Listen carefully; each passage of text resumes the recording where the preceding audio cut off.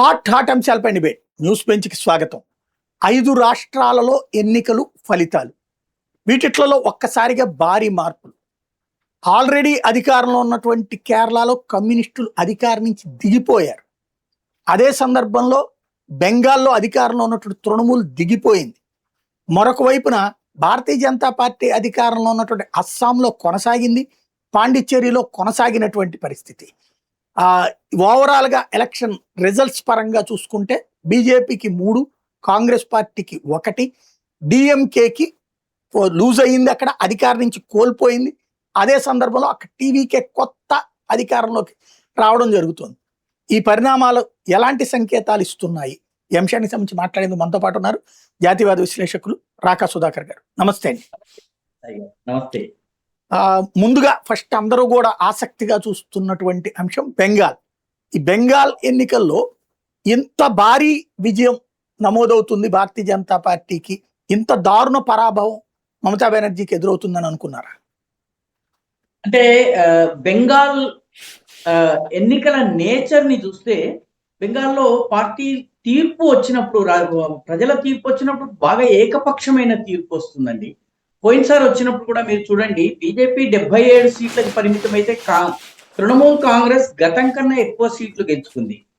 అదేవిధంగా కమ్యూనిస్టులు 2011లో ఓడిపోయినప్పుడు వాళ్ళ సీట్లు బాగా తగ్గినాయి, తృణమూల్ కాంగ్రెస్ చాలా ఘన విజయం సాధించింది.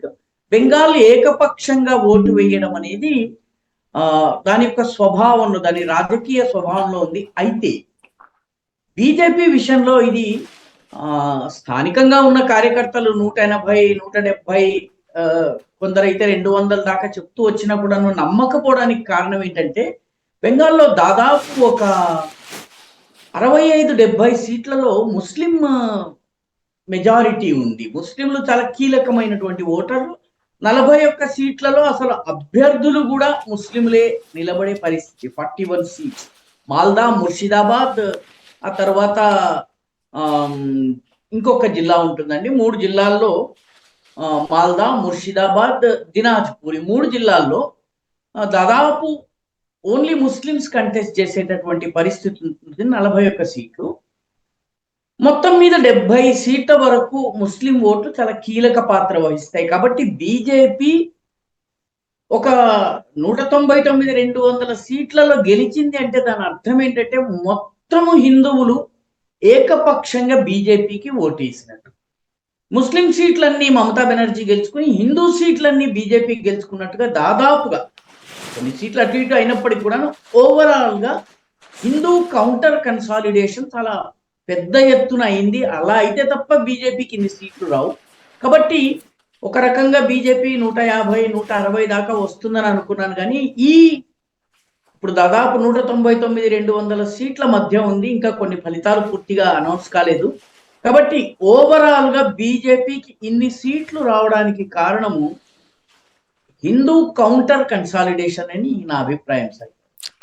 ఈ కాంగ్రెస్ పార్టీ ఒకప్పుడు అధికారంలో ఉంది, కమ్యూనిస్టులు సుదీర్ఘకాలం పాటు పరిపాలించారు. వాళ్ళు ఎంత దారుణంగా అసలు 0, 1 రేంజ్లోకి పడిపోవడానికి కారణమై ఉంటారు? వాస్తవానికి కాంగ్రెస్ పార్టీది స్వయంకృతాపరాధం సాయి గారు. ఎందుకంటే కాంగ్రెస్ పార్టీలోని నాయకులు ప్రణబ్ ముఖర్జీ కావచ్చును, అజిత్ పాంజా కావచ్చును, లేకపోతే ప్రియరంజన్ దాస్ మున్షి కావచ్చును, వీళ్ళందరూ కూడాను కాంగ్రెస్ పార్టీని స్వయంగా చంపేసేసి కమ్యూనిస్ట్ పార్టీ తోటి పొత్తులు పెట్టుకుని మా సీట్లు గెలిపించండి, మీరు అధికారంలోకి వచ్చినా చాలు అన్నటువంటి అవగాహనలో ఉన్న కారణంగా కాంగ్రెస్ పార్టీ దెబ్బతింటూ వచ్చింది. క్రమేపీ దాని బేస్ పోతూ వచ్చింది. అందుకనే మమతా బెనర్జీ వాస్తవానికి కాంగ్రెస్ పార్టీ నుంచి బయటకు వచ్చి ఆమె తృణమూల్ కాంగ్రెస్ ని పెట్టడానికి కారణం ఏంటంటే కాంగ్రెస్ సిపిఎంతో కుమ్మక్క అవుతోంది అని చెప్పి ఆమె ఆరోపించారు. సిపిఎం తోటి ముఖాముఖి పోరాడాలి కానీ మనము సిపిఎంతో కుమ్మక్కు కావడం ఏమిటి, మనము ప్రధాన ప్రతిపక్షంగా మనం నిలబడాలి, ఫైట్ చేయాలి అన్నది ఆమె వాదన. కాంగ్రెస్ నాయకులు ప్రణబ్ ముఖర్జీతో సహా ఎవరు అంగీకరించలేదు. వాళ్ళందరూ కూడా ఏదో అడ్జస్ట్మెంట్ చేసుకుని మన సీట్లు మనం గెలిచొస్తే చాలు అన్న ధోరణిలో ఉండేవారు. మమత దాన్ని ఇది చేసింది. కాబట్టి కాంగ్రెస్ స్వయంకృతం ఇది. కాంగ్రెస్ పార్టీ అనేది ఈసారి బహుశా 2 సీట్లు ఎమ్మెల్యే సీట్లు గెలిచినట్టుంది. దాని ప్రాంత అధ్యక్షుడైనటువంటి అధీర్ రంజన్ చౌదరి ఓడిపోయినట్టు ఉంది. ఆయనది వాస్తవానికి మాల్దా జిల్లాలో నియోజకవర్గం ఉంటుంది, అది నియోజకవర్గంలో ఓడిపోయినట్టుగా ఉంది. కమ్యూనిస్టులది ఆ, మీరు కేవలం ఇక్కడ మాత్రమే కాదండి, త్రిపురలో చూడండి, అదేవిధంగా బెంగాల్లో చూడండి, మిగతా భారతదేశంలో చూడండి, అధికారంలోకి వచ్చి ఓడిపోయిన తరువాత మళ్ళీ కాంగ్రెస్ కమ్యూనిస్ట్ పార్టీ పుంజుకోవడం చాలా కష్టం. కేరళలో ఒకప్పుడు దాదాపు 20-25 సంవత్సరాలు పరిపాలించిన కమ్యూనిస్టులు ఈరోజు రాష్ట్రంలో 3వ పొజిషన్, 20% కన్నా తక్కువ ఓట్లు తెచ్చుకుంటున్నారు. పశ్చిమ బెంగాల్లో కూడా అదే. ఎందుకంటే పశ్చిమ బెంగాల్లో communist party ground level cadre మొత్తం తృణమూల్ కాంగ్రెస్ కి షిఫ్ట్ అయ్యింది. కొందరు కార్యకర్తలు బీజేపీ వైపు షిఫ్ట్ అయ్యారు. కాబట్టి కమ్యూనిస్ట్ పార్టీకి ఎసెన్షియలీ అక్కడ ప్రచారం చేసేందుకు కానీ, పని చేసేందుకు కానీ, పోటీ చేసేందుకు కానీ అభ్యర్థులు లేరు. కమ్యూనిస్ట్ పార్టీ 2011 అంటే ఈసారి మీకు ఆశ్చర్యం కలుగుతుంది సాయి గారు, కమ్యూనిస్ట్ పార్టీలు సిపిఐ కానీ సిపిఎం కానీ ఈ 2 పార్టీల జాతీయ నాయకులు తమిళనాడులో ప్రచారం చేశారు, పశ్చిమ బెంగాల్కి వెళ్ళారు. పశ్చిమ బెంగాల్లో జాతీయ స్థాయి నాయకులు ప్రకాష్ కరత్ కావచ్చు, బృందా కరత్ కావచ్చును, ఎవ్వరు డి రాజా కావచ్చు, అసలు బెంగాల్కి వెళ్ళలేదంటే వాళ్ళు ఆ మేరకి కమ్యూనిస్ట్ పార్టీ అక్కడ ఆర్గనైజేషనల్లీ పూర్తిగా పతనం అయిపోయింది. తమిళనాడులో కూడాను డిఎంకే తోక పుచ్చుకుని 2-3 సీట్లు ఏమన్నా గెలిస్తే గెలిచారు లోక్సభలో. కాబట్టి ఆ కమ్యూనిస్ట్ పార్టీ క్యాడర్ మొత్తం తృణమూల్ కాంగ్రెస్ కి షిఫ్ట్ అయిపోయింది. ఎందుకంటే తృణమూల్ కాంగ్రెస్ అధికారం అనుభవించి ఉన్నారు కాబట్టి తృణమూల్ని అంటి పెట్టుకున్నట్టయితే అధికారం కొనసాగుతుందన్నటువంటి ఆశ ఉండింది. ఇప్పుడు అది కూడా తృణమూల్ ఓడిపోవడంతో పోయింది. కాబట్టి కమ్యూనిస్టులు కాంగ్రెస్లు స్వయంకృతాపరాధాలు, వాళ్ళు పార్టీని నిర్మాణం చేసే ప్రయత్నం చేయలేదు సాయి. అంటే ఇక్కడ మమతా బెనర్జీకి క్రిందటిసారి చూస్తే హిందువుల ఏరియాలో పోలరైజేషన్లో డిఫరెన్స్ వచ్చింది, బీజేపీ అందుకని అక్కడ తగ్గినటువంటి సీట్లు ఉన్నాయి. ఈ దఫా హిందువులు ఇంతగా వ్యతిరేకించడానికి కారణం బీజేపీ చేసినటువంటి పని, మమత చేసిన పని? దీనికి 2-3 కారణాలు ఉన్నాయి సాయి గారు. మొట్టమొదటిది మమతా బెనర్జీ యొక్క బలము డబుల్ ఎం. ఒకటి ఎం ముస్లిం, ఒకటి మహిళ. మహిళలు ఈసారి పశ్చిమ బెంగాల్లోని గ్రామీణ ప్రాంతంలో సాయంత్రం 7 గంటలు దాటి మహిళ రోడ్డు మీదకి వెళ్ళలేని పరిస్థితి. తృణమూల్ కాంగ్రెస్ కి చెందినటువంటి గూండాలు వాళ్ళకు దుర్వ్యవహారం చేయటము, ఆ గూండాలకి తృణమూల్ కాంగ్రెస్ నాయకులు ఆశ్రయం ఇవ్వడం, దీంతో ప్రజలు విసిగి వేసారిపోయి ఉన్నారు. మీకు సందేశ్ ఖాళీ సుందర్బన్ ప్రాంతంలో వస్తుంది, దక్షిణ బెంగాల్లో సందేశ్ ఖాళీలో అయితే పార్టీ కార్యక్రమాలకు మహిళల్ని, వివాహిత మహిళల్ని పిలిచిన తరువాత నాయకులు వెళ్ళమంటే గాని ఇంటికి వెళ్ళడానికి వీల్లేదు. 3 రోజులు, 4 రోజులు, 5 రోజులు నాయకుడు ఇంట్లో ఉండిపోవాలి. ఈ పరిస్థితికి వ్యతిరేకంగా ఒక మహిళ నిలబడి పోరాడింది. ఆమె పేరు రేఖా పాత్ర. రేఖా పాత్ర ఈసారి ఎమ్మెల్యే సీట్ గెలిచింది.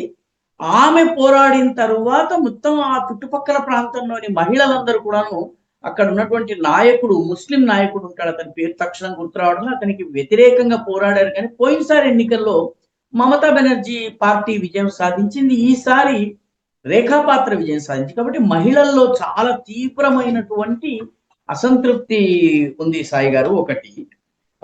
రెండవది, తృణమూల్ కాంగ్రెస్ కి సంబంధించినంత వరకు మహిళల వ్యతిరేకతతో పాటు హిందూ ఓటర్లలో బంగ్లాదేశ్ లో జరిగిన పరిణామాల విషయంలో కూడా చాలా ఆందోళన కలిగింది.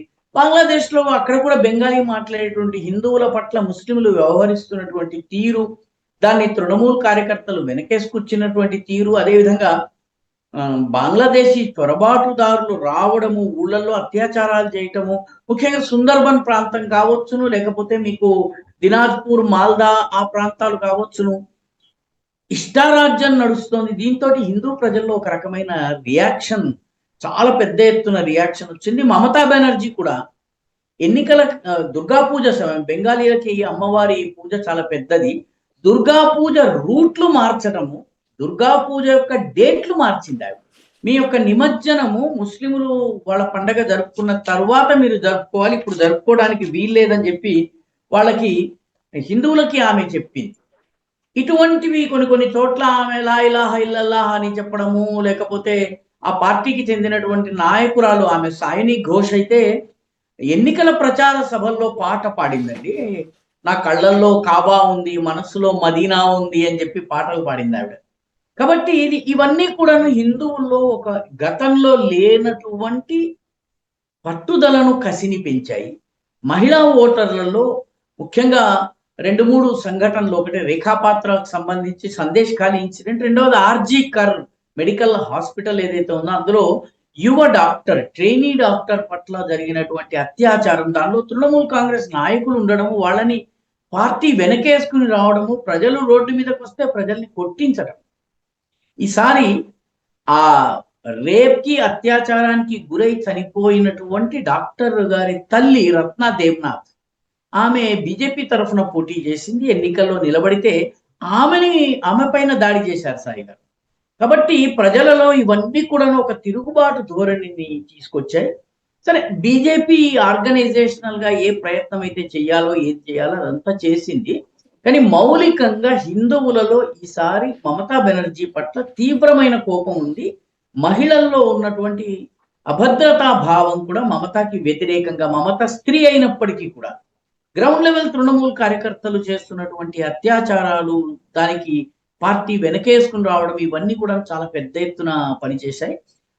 మొత్తం మీద ఇది యాంటీ మమతా ఓట్లు. దీనిని బీజేపీ బీజేపీ వేవ్ గా మార్చుకోవడంలో విజయం సాధించింది సాయి గారు. రైట్. సాధారణంగా ఒక రాజకీయ పార్టీలో గెలుపోటములు ఉంటాయి. కాకపోతే ఇప్పుడు ఈవిడికి పరిస్థితి ఫ్యూచర్ ఉంటుంది. ఎందుకంటే ఒక పక్కన వాళ్ళ మేనల్లుడు తన బాధ్యతలు అప్పజెప్పాలనుకుంటుంది కదా, ఎంతవరకు సాధ్యమవుతుంది పార్టీని నడిపించడం ఫ్యూచర్ లో? మమతా బెనర్జీకి ఆల్రెడీ 71-72 ఏళ్ల వయసు ఉంది సాయి గారు. వచ్చే ఎన్నికలకి ఆమె 77-78 ఏళ్ల వయసు ఉంటుంది. అంటే దాదాపు 80కి దగ్గరగా వస్తుంది.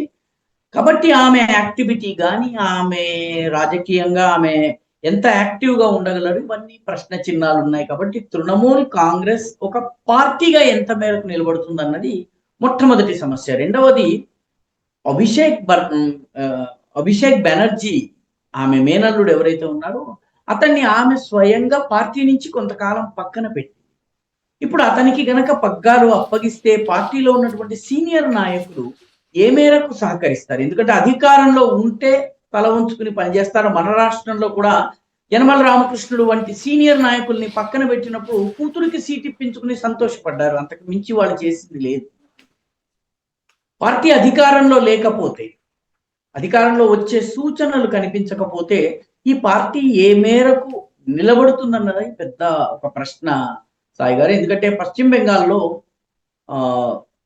పరిశ్రమలు లేవు, ఆర్థిక ఆదాయ వనరులు లేవు. కాబట్టి పార్టీని నిలబెట్టడానికి కావలసినటువంటి వనరులు ఏ మేరకు మమతా బెనర్జీ పోగు చేస్తారు? ఈ 5 సంవత్సరాలు ఆమె పార్టీలోని ఎంతమంది ఎమ్మెల్యేలని నిలబెట్టుకుంటారు, ఎమ్మెల్యేలు ఎంతమంది ఏ పార్టీలో చేరుతారు, ఇవేమి ఇప్పుడు మనము చెప్పలేము సాయి గారు. ఎందుకంటే పూర్తి మెజారిటీ ఉన్నప్పటికీ మమతా బెనర్జీ బీజేపీ గెలుచుకున్న 77 సీట్లలో దాదాపు ఒక 10-15 మంది ఎమ్మెల్యేలని తన వైపు తిప్పుకున్నారు.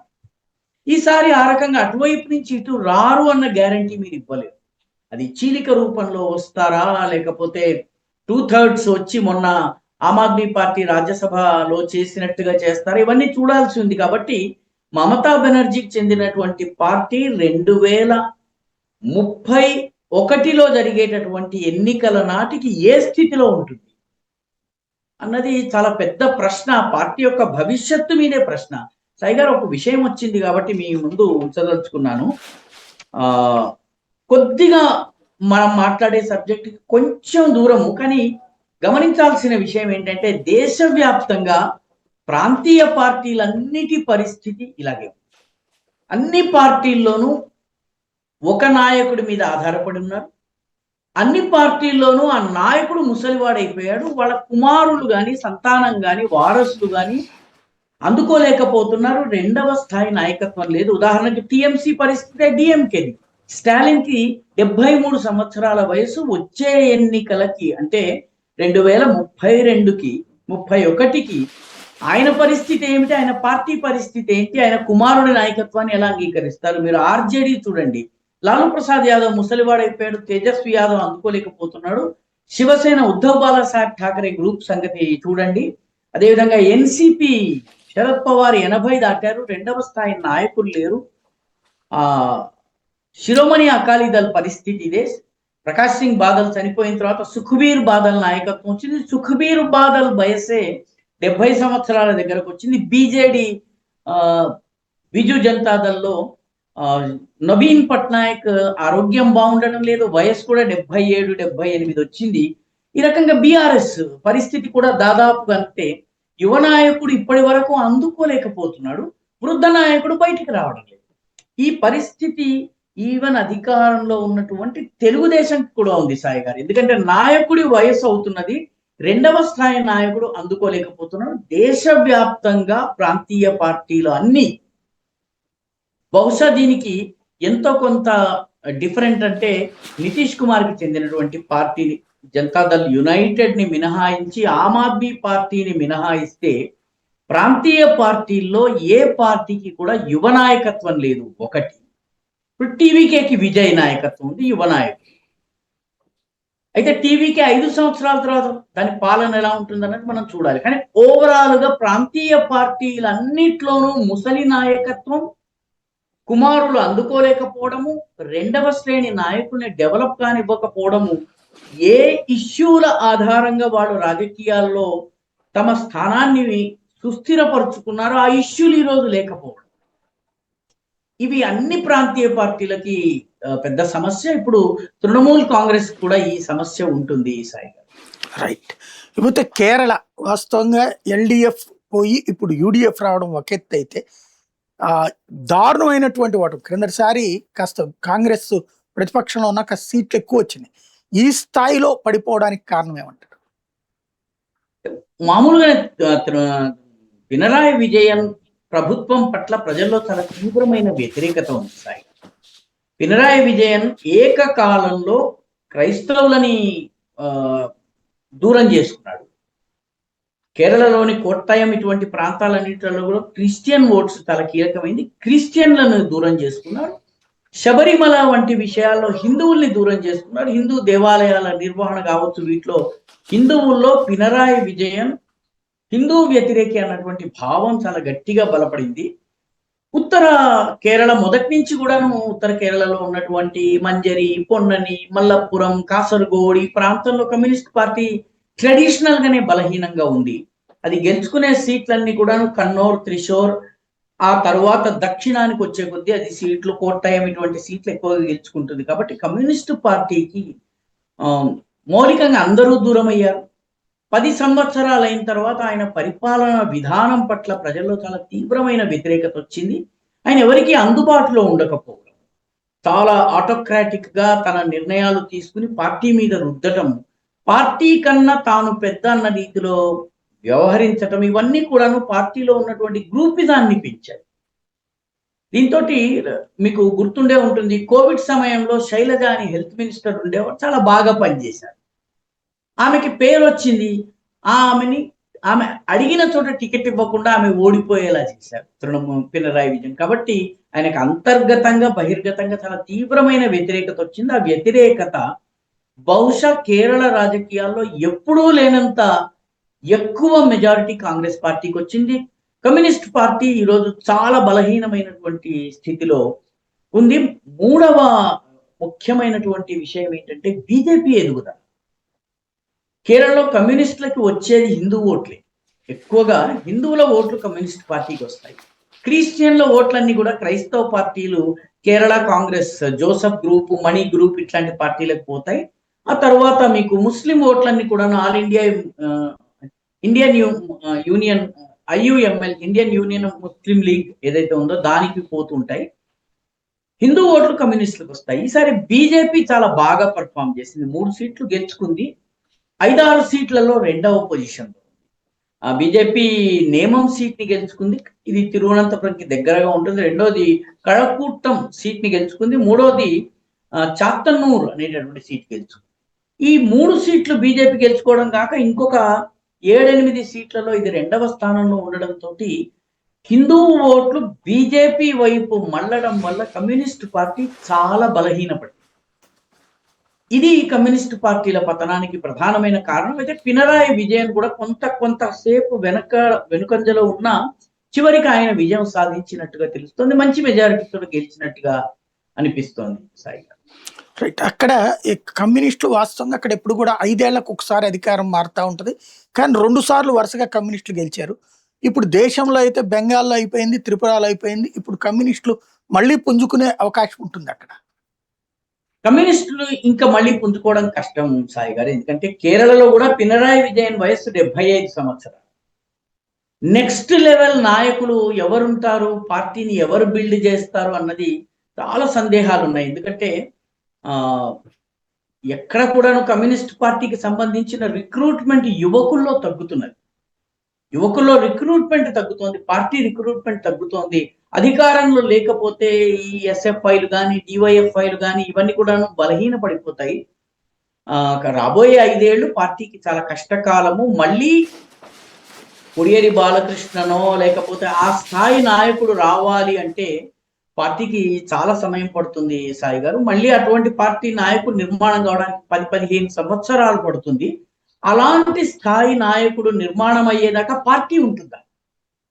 కమ్యూనిస్ట్ పార్టీ ప్రస్తుతము గత 50 సంవత్సరాల దేశ చరిత్రలో మొట్టమొదటిసారి 55 సంవత్సరాల దేశ చరిత్రలో దేశంలో ఒక్క రాష్ట్రంలో కూడా అధికారంలో లేదు.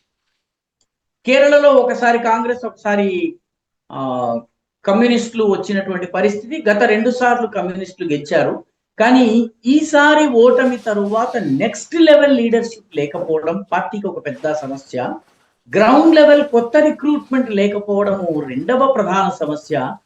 బీజేపీ 3 సీట్లు మాత్రమే గెలుచుకున్నప్పటికీ కనీసము ఒక 15-20 సీట్లలో తన యొక్క ప్రభావాన్ని చూపింది. రాబోయే రోజుల్లో బీజేపీ ఒక శక్తిగా ఎదిగితే కమ్యూనిస్ట్ పార్టీ ఓట్లు మెయిన్లీ హిందూ మలయాళీ ఓట్లవి అవి బీజేపీ వైపు కనుక వచ్చినట్లయితే వచ్చే ఎన్నికల్లో కమ్యూనిస్ట్ పార్టీ మరింత బలహీనపడే సూచనలు ఉన్నాయి తప్ప మళ్ళీ అధికారంలోకి రావడం అనేది ఆ లక్షణాలు నాకైతే కనిపించడం లేదు సాయి గారు.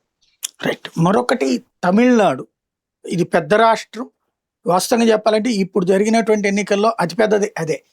అయితే అన్ని ఛానళ్ళు, అన్ని సర్వేలు కూడా డిఎంకే అధికారంలోకి వస్తుంది, ఏఐఏడిఎంకే ప్రతిపక్షం, టీవీకే ఓటమన్నారు. ఒక్క యాక్సిస్ మై ఇండియా వాళ్ళు మాత్రమే అక్కడ విజయ్ గెలుస్తాడని ఇచ్చారు. అవును.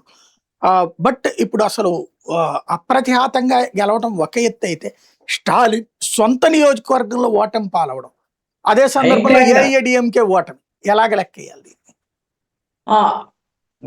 వాస్తవానికి తమిళనాడులో ప్రజలు అక్కడ ద్రవిడ రాజకీయాలతో విసిగి వేసారిపోయి ఉన్నారు. ఈ ద్రవిడ నాయకులతో విసిగి వేసారిపోయి ఉన్నారు అన్నది స్పష్టం. ఎందుకంటే విజయ్ ఎన్నిక చాలా విచిత్రమైనటువంటి ఎన్నిక. ఎందుకంటే గ్రౌండ్ లెవెల్లో క్యాడర్ లేదు, పార్టీ యొక్క నిర్మాణం లేదు.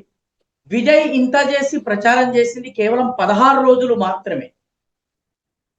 అంటే అన్ని నియోజకవర్గాలకు కూడా ఆయన వెళ్ళలేదు. అయినప్పటికీ ప్రజలు ఆయనకి ఇంత భారీ సంఖ్యలో ఓటు వేస్తున్నారంటే ద్రవిడవాద రాజకీయాలు గత 1963-64 నుంచి తమిళనాడుని పట్టి పీడిస్తున్నటువంటి ద్రవిడవాదం ఏదైతే ఉందో ఆ ద్రవిడవాదము పూర్తిగా ప్రజలు రిజెక్ట్ చేశారు.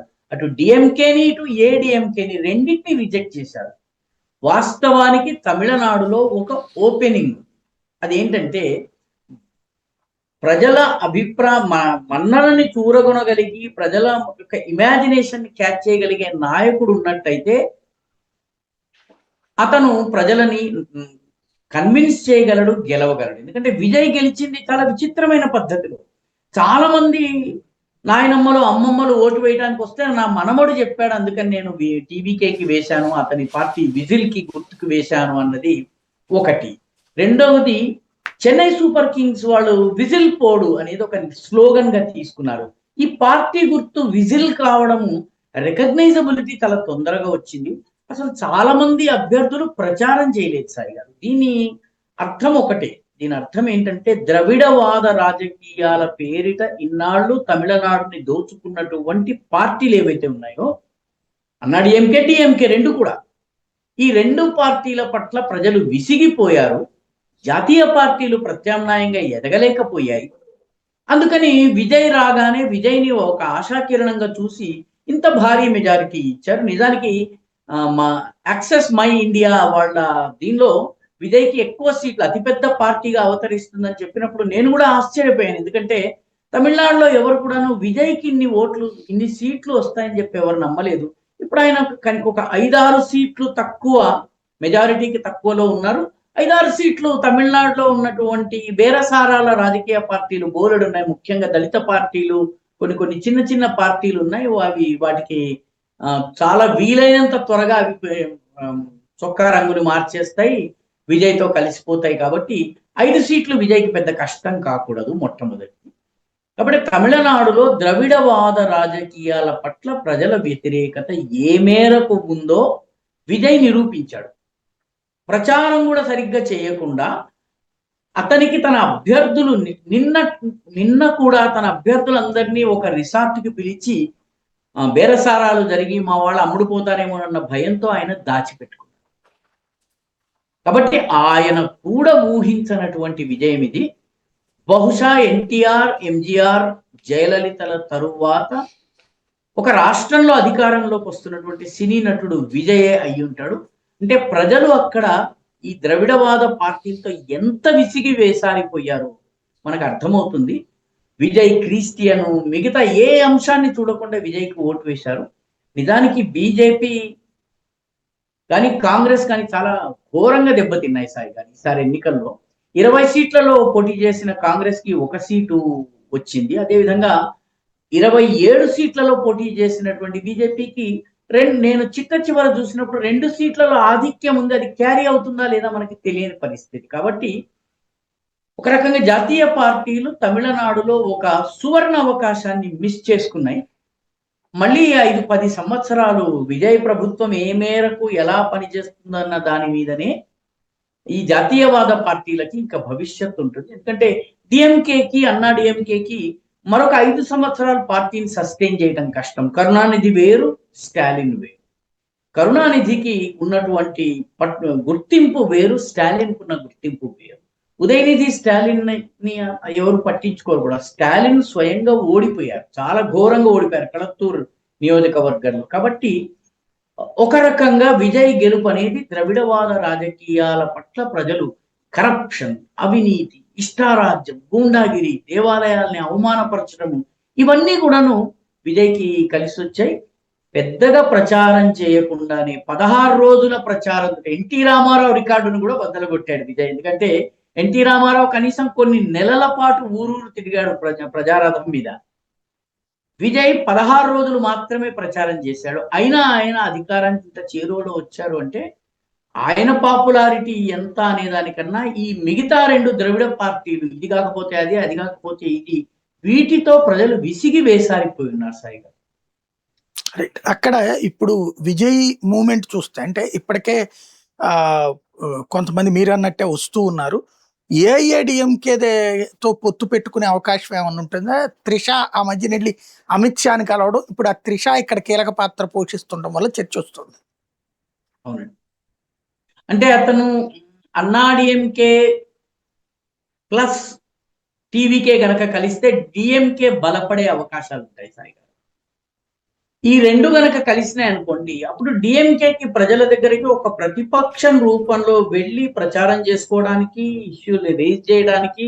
ఎందుకంటే డిఎంకేకి ఇప్పటికీ కూడాను క్యాడర్ పూర్తిగా ఉన్న పార్టీ, ఒక వ్యవస్థ ఉన్నటువంటి పార్టీ, గ్రౌండ్ లెవెల్లో ఉన్నటువంటి పార్టీ. కాబట్టి అన్నా డిఎంకే విజయ్ గనక కలిస్తే, ప్రత్యక్షంగా కలిస్తే అది డిఎంకేకి లాభం అవుతుంది. కాబట్టి నా అనుమానము, నాకు రాజకీయాలు నాకు అర్థమైన మేరకు చిన్న చిన్న పార్టీలను కలుపుకుని వాళ్ళకు మంత్రి పదవులు ఇచ్చి విజయ్ ప్రభుత్వం ఏర్పాటు చేస్తే అన్నా డిఎంకే కానీ కేంద్రంలో బీజేపీ కానీ విజయ్కి కొంత హ్యాండ్ హోల్డింగ్ చేసే అవకాశం, కీలకమైన బిల్లులు అవి వచ్చినప్పుడు వాకౌట్ చేయటమో, ఏదో చేయటమో, లేకపోతే కొన్ని సలహాలు ఇవ్వడము, ఆ రకంగా ఏదన్నా జరిగితే జరగవచ్చు తప్ప నేరుగా అన్నా డిఎంకే ప్లస్ టీవీకే గనక కలిస్తే డిఎంకే మళ్ళీ బలపడుతుంది. డిఎంకే బలపడకూడదు అంటే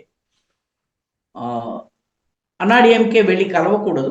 మేబీ అన్నాడీఎంకే నుంచి ఒక 3-4 ఎమ్మెల్యేలు పరోక్షంగా మన ఏ రకంగానైతే మన తెలుగు రాష్ట్రాల్లో చేస్తూ ఉంటారో ఆ పార్టీలో ఉండి ఈ పార్టీకి ఓటు వేయడము, లేకపోతే మాట్లాడడము, నేను ఈ పార్టీలోనే ఉన్నానని స్పీకర్ సహాయంతో చేయడం, ఇటువంటి కొన్ని ట్రిక్స్ ఏమన్నా చేయవచ్చునేమో. కానీ పార్టీగా అన్నాడీఎంకే కనుక చేస్తే వచ్చే ఎన్నికల్లో అన్నాడీఎంకే ఉండదు. ఎందుకంటే విజయ్ పరిపాలన ఏ రకంగా ఉండబోతుందన్నది అన్టెస్టెడ్ మెటీరియల్.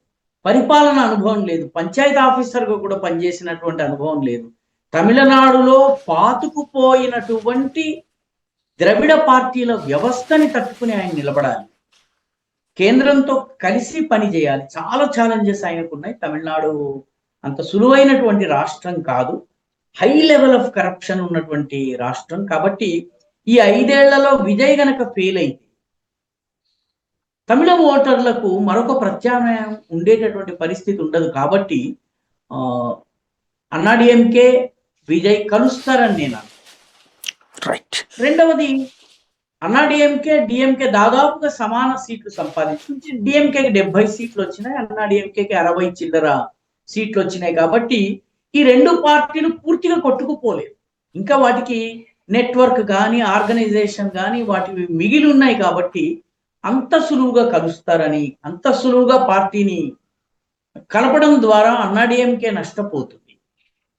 బహుశా అలా చెయ్యరని నేను భావిస్తున్నా, నాకు అర్థమైన రాజకీయాల మీద. రైట్. అస్సాంలో వర్షం క్రిందటిసారి 60 సీట్లు వచ్చినాయి భారతీయ జనతా పార్టీ. ఈ దఫా ఏకంగా సెంచరీ దాటింది. ఈవెన్ గొగోయ్ కాంగ్రెస్ పార్టీ ముఖ్యమంత్రి అభ్యర్థే ఓడిపోయాడు. దీన్ని ఎలా చూడాలి? వాస్తవానికి అస్సాంలో కాంగ్రెస్ పార్టీ గెలిచినటువంటి సీట్లన్నీ మీరు జాగ్రత్తగా గమనిస్తే సాయి గారు, కాంగ్రెస్ పార్టీ గెలిచిన సీట్లన్నీ కూడా బంగ్లాదేశీ మూలానికి చెందినటువంటి ముస్లిం జనాభా ఎక్కువ ఉన్నటువంటి సీట్. అది ఎక్కువగా ధుబ్రీ జిల్లాలో గెలిచింది, గ్వాల్పాడా జిల్లాలో గెలిచింది, బర్పేటా జిల్లాలో గెలిచింది, దరంగ్ జిల్లాలో గెలిచింది, నౌగావ్ జిల్లాలో గెలిచింది. కాంగ్రెస్ పార్టీకి వచ్చినటువంటి 22 సీట్లు కూడా ఈ బెల్ట్ లోనే వచ్చాయి. AIUDF, all India United democratic front అని బద్రుద్దీన్ అజ్మల్ అనే నాయకుడు, మన ఓవైసీ గారి లాగానే ఆయన కూడా ఒక ముస్లిం నాయకుడు, ఆయన పార్టీకి 4 సీట్లు వచ్చినాయి. అంటే ఈ 4 ప్లస్ 22 అంటే 26 సీట్లు ముస్లిం మెజారిటీ సీట్లు సాయి. ఈ ముస్లిం మెజారిటీ సీట్లలో మాత్రమే కాంగ్రెస్ గెలిచింది. హిందూ మెజారిటీ సీట్లన్నీ కూడా, హిందువులో అధికంగా ఉన్నటువంటి సీట్లన్నీ బీజేపీ ఖాతాలో వచ్చినాయి. నేను అస్సాంలో 12 సంవత్సరాలు పనిచేశాను. అక్కడ ఉన్న చాలా మందితో మాట్లాడితే మొదట ఒక దశలో బీజేపీ కేవలం 103 సీట్లలోనే పోటీ చేయాలని, 126 సీట్లు ఉంటే 103 సీట్లలోనే పోటీ చేయాలి, మిగతా వాటిని వదిలేయచ్చు, ఎందుకంటే అవి ఎలాగో మనం గెలవము అన్న ఆలోచన బీజేపీలో ఉంది. అయితే తరువాత జాతీయ నాయకులు వాళ్ళు చెప్పింది ఏంటంటే, అన్ని సీట్లకు పోటీ చేయండి, ఫోకస్ కావాలంటే మీరు ఈ 104 సీట్ల మీద పెట్టండి అని చెప్పారు. నేను చాలా మందితో మాట్లాడినప్పుడు 103 సీట్లు గెలుస్తామని చెప్పి చాలా మంది చెప్తూ వచ్చేవారు. అంటే హిందూ సీట్లన్నీ మనం గెలుస్తాం. అక్కడ ఎన్నికలు హిందూ ముస్లిం ఆధారంగా జరుగుతున్నాయి సాయి గారు. దానికి కారణం ఏంటంటే, ఈ బంగ్లాదేశీ చొరబాటుదారులు ఎక్కడెక్కడ మెజారిటీగా ఉన్నారో అక్కడక్కడ హిందువుల పైన అత్యాచారాలు జరుగుతున్నాయి. హిందూ అమ్మాయిల అపహరణ యథేచ్ఛగా విచ్చలవిడిగా జరుగుతుంది. హిందూ దేవాలయ భూముల ఆక్రమణ జరుగుతుంది. ఫారెస్ట్ అండ్ గవర్నమెంట్ ల్యాండ్స్ ఏవైతే ఉన్నాయో వాటిని ఆక్యుపై చేస్తారు. అస్సాంలో ప్రత్యేకంగా ఆవుల్ని మేపడం కోసము ప్రభుత్వం గ్రేజింగ్ రిజర్వ్స్ ని ఏర్పాటు చేసింది. పంచాయత్ గ్రేజింగ్ రిజర్వ్స్, విలేజ్ అదేవిధంగా reserve grazing areas RGA PGA అని ఉంటాయి. వాటిని ఆక్రమించుకోవడం, ఈ రకంగా ఏదైతే చేస్తున్నారో హిందువుల గోవుల్ని అపహరించడం, లా అండ్ ఆర్డర్ దృష్ట్యా ఇవి పెద్ద కేసులు కావు, కమ్యూనల్ రైట్స్ జరగవు, కానీ ప్రజల్లో చాలా తీవ్రమైన ఆందోళన ఉంది. మన భవిష్యత్ ఏంటి, మన అమ్మాయిల భవిష్యత్ ఏంటి, మన గోసంపద భవిష్యత్ ఏంటి అన్నది. కాబట్టి హిందువులలో ఉన్నటువంటి ఈ భయమే వాళ్ళని బీజేపీ వైపు వచ్చేలా చేసింది. హిమాంత బిశ్వ శర్మ బంగ్లాదేశీ మూలానికి చెందిన వాళ్ళ విషయంలో చాలా స్పష్టమైన ధోరణిని అవలంబించాడు. దాదాపు 2 లక్షల బీఘాల భూమిని, ప్రభుత్వ భూములు, దేవాలయ భూములు, హిందూ సంస్థల భూములు, ఫారెస్ట్ ల్యాండ్స్ గ్రేజింగ్ రిజర్వ్స్ ని అతను విముక్తం చేశాడు. దాదాపు ఒక 6-7 వేల మంది బంగ్లాదేశీని సరిహద్దు దాటించాడు ఆయన, బంగ్లాదేశ్ కి పంపించేశారు. ఆ తర్వాత అనేక ఉగ్రవాద గ్రూప్స్ ని దెబ్బ కొట్టాడు. నాకు మియాల ఓటు వద్దు. అక్కడ ముస్లింలు 2 రకాలు సాయి. ఎవరైతే అస్సాం మూలానికి చెందినటువంటి ముస్లింలు ఉంటారో, అసమియా భాషీయులో, వాళ్ళని గొరియాలు అంటారు, వాళ్ళని మోరియాలు అంటారు, మొరియా అంటారు. ఎవరైతే బంగ్లాదేశ్ మూలాన్ని నుంచి వచ్చారో వాళ్ళని గోరియా అంటారు. ఈ గొరియాలను మియా అని కూడా అంటారు. నాకు మియాల ఓట్లు వద్దు అని హిమాంత విశ్వ శర్మ చాలా స్పష్టంగా ప్రకటించటం, దీంతో హిందూ ఓట్లన్నీ కూడా కన్సాలిడేట్ అయ్యాయి. మీకు బెంగాల్లో కానీ అస్సాంలో కానీ జరిగింది ఏంటంటే, ముస్లిం ఓట్ల పైన కుహనా సెక్యులర్ రాజకీయ పార్టీలు ఆధారపడేసరికి హిందూ ఓట్లన్నీ కూడాను కౌంటర్ కన్సాలిడేట్ అయ్యాయి. ఈ పార్టీలు ముస్లింల కోసమే పనిచేస్తాయి అన్న నమ్మకం వాళ్ళలో వచ్చినందువల్ల అందరూ ఈసారి బీజేపీ కనుక రాకపోతే మన గ్రామాల్లో మనం ఉండగలమా లేదా అన్నటువంటి భయము ఉంది. సాయి గారు, వాస్తవానికి అస్సాంలో, బెంగాల్లో హిందువుల మనసులో చాలా వాస్తవమైన భయాలు ఉన్నాయి సాయి గారు. నేను అస్సాంలో స్వయంగా పనిచేశాను, నేను చూశాను. కాబట్టి హిందువుల మనసులో, ముఖ్యంగా గిరిజనులు కావచ్చును, వాళ్ళకి గొంతు లేదు, నోరు లేదు, మాట్లాడలేరు, తమ అభిప్రాయాల్ని చెప్పలేరు. చాలా మందికి అసమియా భాష కూడా రాదు. వాళ్ళ అమ్మాయిల్ని ఎత్తుకుపోతున్నారు, ఆవుల్ని ఎత్తుకుపోతున్నారు. వాళ్ళు పొలంలో పంట వేసి వచ్చి కోతకు వెళ్లే టైంకి అక్కడ బంగ్లాదేశీలు ఇల్లు కట్టేసుకుంటున్నారు. ఇవన్నీ చాలా భయంకరమైన సమస్యలు.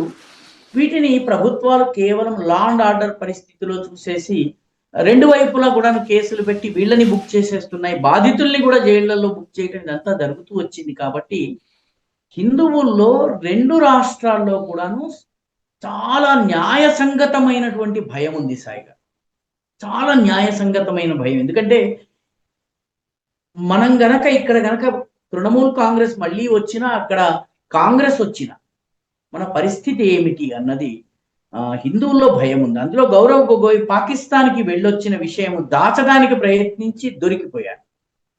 పాకిస్తాన్కి నేను వెళ్ళలేదన్నాడు, తర్వాత వెళ్ళానన్నాడు. వెళ్ళిన తర్వాత ఏం చేశారు? 5 రోజులు 6 రోజులు ఏం చేశారు మీరు? పాకిస్తాన్ లో జవాబు ఇవ్వలేకపోయారు. ఆయన పోటీ చేసినటువంటి నియోజకవర్గం జోర్హాట్ అసమియా కల్చర్ కి రాజధాని, cultural capital of Assam Jorhat. అక్కడ ఆయన భార్య బ్రిటిషరు, ఆమె పాకిస్తాన్కి చెందిన కంపెనీలో, స్వచ్ఛంద సంస్థలో పనిచేస్తుంది. ఆమె తరఫున ఈయన పాకిస్తాన్కి వెళ్ళారు. పాకిస్తాన్ వాళ్ళు చెప్పిన ప్రశ్నల్ని ఈయన పార్లమెంట్ లో అడిగారు. పాకిస్తాన్ అడిగినటువంటి, లేవనెత్తినటువంటి అంశాన్ని ఈయన పార్లమెంట్ లో తన వంతుగా అడగడం, ఇవన్నీ కూడా గౌరవ్ గొగోయ్కి చాలా నెగిటివ్ అయినాయి. గౌరవ్ గొగోయ్ నిజానికి అహోం కమ్యూనిటీకి చెందినవాడు. ఆయనని ఓడించి గెలిచినటువంటి వాడు గోస్వామి, అంటే వైష్ణవ సంప్రదాయానికి చెందినటువంటి వ్యక్తి, బీజేపీకి సంబంధించినటువంటి అభ్యర్థి. అహోం ఓటర్లు ఎక్కువగా ఉన్నటువంటి నియోజకవర్గంలోనే అహోంల అతిపెద్ద నాయకుడుగా ఉన్నటువంటి గౌరవ్ గొగోయ్ ఓడిపోవడం చాలా కీలకమైన విషయం సాయి గారు. ఇది total counter consolidation of Hindus జరిగింది. ముస్లింలు ఒకటై ఓటు వేస్తారు కాబట్టి మనము ఒకటి కావాలి అన్న భావన హిందువుల్లో కలిగింది. దాన్ని వాళ్ళు ఆచరణాత్మకంగా చూపించారు. కాబట్టి బెంగాల్, అస్సాం ఎన్నికలలో వచ్చినటువంటి రిజల్ట్స్ ఏవైతే ఉన్నాయో, హిందువుల మనసులో ఉన్నటువంటి వాస్తవ సమ్మతమైనటువంటి భయాందోళనల్ని రాజకీయ పార్టీలు విస్మరిస్తే ఆ పార్టీలకు పుట్టగతులు. ఇది అస్సాం మనకి చెప్తున్నటువంటి విషయం సాయి. రైట్. ఫైనల్ గా పాండిచ్చేరి, వాస్తవంగా దక్షిణాదిలో అన్ని చోట్ల, ఇప్పుడు దక్షిణాదిలో ఉన్న 5 రాష్ట్రాల్లో 3 కాంగ్రెస్ పార్టీ అధికారంలోకి వచ్చినాయి. తెలంగాణ, కర్ణాటక, ఇప్పుడు కేరళ, తమిళనాడులో అటు టీవీకే వచ్చింది. ఇక పాండిచ్చేరి అది కేంద్రపాలిత ప్రాంతం. అక్కడ అసలు అంతకుముందు బీజేపీకి అక్కడ సంబంధమే లేదు. అట్లాంటిది కిందసారి అధికారంలోకి వచ్చింది, ఈ దఫా కొనసాగింది, 2/3 మెజారిటీ వచ్చింది. దాన్ని ఎలా చూడాలి? వాస్తవానికి ఇది బీజేపీ బలము సాయి గారు. అక్కడ ఎన్ రంగస్వామి అని మంత్రి ఉన్నారు, ముఖ్యమంత్రిగా పనిచేశారు. ఆయన కాంగ్రెస్ పార్టీలో చాలా కాలం పనిచేసిన తర్వాత ఆయన అవివాహితుడు, రాజకీయాల్లో ఉండి ప్రజాసేవ కోసం వివాహం చేసుకోకుండా పనిచేస్తున్నటువంటి వ్యక్తి. మామూలుగా హాఫ్ ప్యాంటు నిక్కరో వేసుకుని బయటకు వచ్చేసి బఠానీలు కొనుక్కుని అరుగు మీద కూర్చుని తినేటటువంటి వ్యక్తి, సైకిల్ మీద నడుచుకుంటూ వెళ్ళేటటువంటి వ్యక్తి. చాలా చిన్న రాష్ట్రం పుదుచ్చేరి, కాబట్టి చాలా హ్యూజ్లీ పాపులర్ నాయకుడు. ఆయనతో పాటు బీజేపీ పొత్తులో ఉంది. ఆయనకు ఎక్కువ సీట్లు వచ్చాయి, బీజేపీకి రెండో మూడో వచ్చినాయి. గెలిచిన 17 సీట్లు ఏవైతే 30 సీట్లలో 17 సీట్లు బీజేపీకి వచ్చాయి. నేను చిట్ట చివరి కౌంట్ చూసేటప్పటికి అందులో ఎక్కువ సీట్లు ఎన్ రంగస్వామికి వచ్చినాయి. ఎన్ రంగస్వామి వాస్తవానికి కాంగ్రెస్ నాయకుడు. ఇప్పుడు మన మాణిక్యం ఠాకూర్ ఎవరైతే తెలంగాణ పాలిటిక్స్ లో చాలా కీలకమైనటువంటి నాయకుడుగా చాలా కాలం అబ్జర్వర్ గా ఉన్నాడో, ఆయనది కూడా పుదుచ్చేరి. పుదుచ్చేరిలో రంగస్వామి పాపులారిటీ చాలా ఎక్కువ. కాంగ్రెస్ పార్టీ ఆయనను పక్కన పెట్టడంతో ఆయన సొంత పార్టీ స్థాపించారు. ఆ సొంత పార్టీ బీజేపీల పొత్తుతో ప్రభుత్వం ఏర్పాటు. ఇది పూర్తి బీజేపీ విజయంగా మనము చెప్పకూడదు సాయి గారు. రంగస్వామి పైగా మీకు తెలియంది కాదు, పాండిచ్చేరి వాస్తవానికి 3 రాష్ట్రాల్లో ఉన్నటువంటి చిన్న చిన్న ప్రాంతాలు కలిపి పాండిచ్చేరి. పుదుచ్చేరి, కరైకల్ ఈ 2 తమిళనాడులో ఉంటాయి. 6 గ్రామాలు యానాం మన కాకినాడ దగ్గర ఉంటుంది. కాకినాడ యానాం ఎదుర్లంక దగ్గర ఉంటుంది. మాహే ఏదైతే ఉందో అది కేరళలో ఉంటుందో చిన్న ఒక 10-15 గ్రామాల ఏరియా. ఇవన్నీ కలిపి ఒక రాష్ట్రము పుదుచ్చేరిగా ఉన్నాయి. వాస్తవానికి ఆయా రాష్ట్రాల్లో కలవచ్చు, కానీ ఎందుకు చారిత్రక కారణాల వల్ల, ఎమోషనల్ రీజన్స్ వల్ల కలపలేదు. రంగస్వామి చాలా హ్యూజ్లీ పాపులర్. ఇది రంగస్వామి విజయం. వాస్తవానికి దక్షిణాది విషయంలో బీజేపీ చాలా సీరియస్ గా ఆలోచించాల్సిన అవసరం ఉందని నాకు అనిపిస్తోంది సాయి గారు. ఎందుకంటే కేరళలో 3 సీట్లు గెలవడం ఆనందకరమైన విషయం. ఎందుకంటే ఇంతకుముందు ఒకటి కూడా లేదు. ఎప్పుడో ఒకప్పుడు ఒక్కసారి నేమం సీట్ ని గెలుచుకున్నారు. ఈసారి నేమం సీట్ ని మళ్ళీ గెలిచారు. రాజీవ్ చంద్రశేఖర్ అక్కడి నుంచి గెలిచారు. కడకూటం నుంచి మాజీ రాష్ట్ర అధ్యక్షుడు మురళీధరన్ గెలిచారు. చాత్తనూరు నుంచి గోపకుమార్ అనే అభ్యర్థి గెలిచారు. అది ఒక రకంగా ఆనందకరమైన విషయం అయినప్పటికీ కూడా తమిళనాడులో 1-2 సీట్లకే పరిమితం కావడం, 27 సీట్లు పోటీ చేసి, ఆంధ్రలో కేవలం తోక పార్టీగానే మిగలడం, తెలంగాణలో కూడాను పార్టీ మన పంచాయతీ ఎన్నికలు ఇవి చూసినట్లయితే కొంత నిరాశ కలిగించేటటువంటి పర్ఫార్మెన్స్ ఉంది. ఒక్క కర్ణాటకను మినహాయించి ఎక్కడ కూడా బీజేపీ అట్టడుగు స్థాయికి చేరకపోవడము. దక్షిణాదిలో మోదీ ప్రభుత్వము 2014లో వచ్చి 12 సంవత్సరాలు అయిన తర్వాత కూడా గ్రౌండ్ లెవెల్లో ఇంప్రూవ్మెంట్ లేకపోవడం, గ్రౌండ్ లెవెల్లో బీజేపీ పొజిషన్ లో ఇంప్రూవ్మెంట్ లేకపోవడం అనేది బీజేపీ చాలా సీరియస్ గా కేంద్ర నాయకత్వము, రాష్ట్ర నాయకత్వము, ఇక్కడ ఉన్నటువంటి కార్యకర్తలు ఆలోచించవలసినటువంటి అవసరం ఉంది. బ్లేమ్ గేమ్ అంటే నాయకుల్ని క్యాడర్ తిట్టడము, క్యాడర్ ని నాయకులు అనడము, నాయకుల మధ్య గ్రూపిజము, ఇవన్నీ కేరళలో కూడా గ్రూపిజం ఉంది సాయి గారు. బెంగాల్లో గ్రూపిజం ఉంది. ఈసారి 200 సీట్లు గెలుచుకున్నటువంటి బెంగాల్లో తథాగత రాయ్ వర్గము వేరు, మనకి తెలుస్తున్నటువంటి దిలీప్ ఘోష్ వర్గం వేరు, అదేవిధంగా ఇప్పుడు పార్టీ రాష్ట్ర అధ్యక్షుడుగా ఉన్నటువంటి షమిత్ భట్టాచార్య వర్గము వేరు, ఆ తర్వాత శాంతను ఠాకూర్ వర్గము ఉత్తర బెంగాల్లో వేరు, వీళ్ళందరితో పాటు శుభేందు అధికారి వర్గం ఒకటి ఉంది. కాబట్టి గ్రూపిజం బెంగాల్లో లేదా? ఉంది. కానీ గెలవాలన్నటువంటి కాంక్షతో వాళ్ళ ఒక వ్యూహం ప్రకారం పనిచేశారు.